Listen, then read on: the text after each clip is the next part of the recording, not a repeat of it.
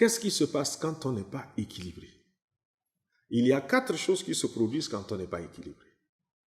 La première chose qui se produit quand on est déséquilibré, c'est la frustration.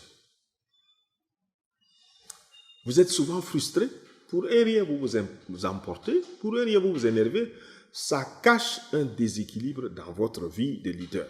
Quand un leader est tout le temps frustré et qu'il vous dit « je suis frustré », ça veut dire qu'il y a un déséquilibre dans sa vie.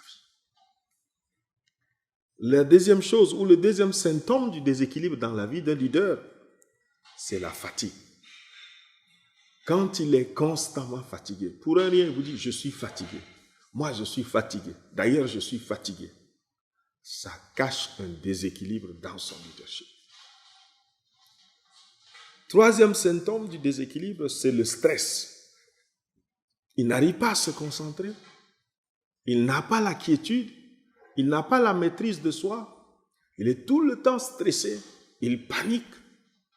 Ce sont des signes qui montrent qu'il y a un déséquilibre dans la vie de ce leader. Et le quatrième symptôme, c'est les regrets. Quand un leader parle un peu, il dit « je regrette, je regrette, je regrette », cela cache aussi un déséquilibre dans sa vie. Alors, si nous voulons avoir un équilibre, nous devons donc contrôler 5 domaines de nos vies. Et c'est pour ça que nous disons « gérez-vous ». Le premier domaine, c'est donc que vous devez veiller à avoir un équilibre mental. Qu'est-ce que vous utilisez comme nourriture pour votre cerveau? Est-ce que vous lisez régulièrement? Est-ce que vous apprenez régulièrement? Est-ce que vous êtes un homme de culture? Comment vous nourrissez votre cerveau? C'est le premier domaine sur lequel vous devez veiller pour avoir un équilibre et pour arriver à ce que nous appelons la gestion des priorités. Le deuxième domaine sur lequel nous devons avoir un équilibre, c'est le domaine physique.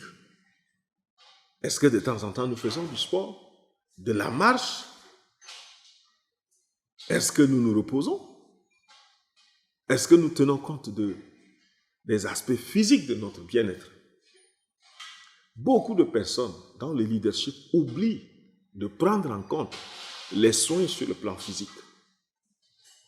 Et cela affecte votre leadership.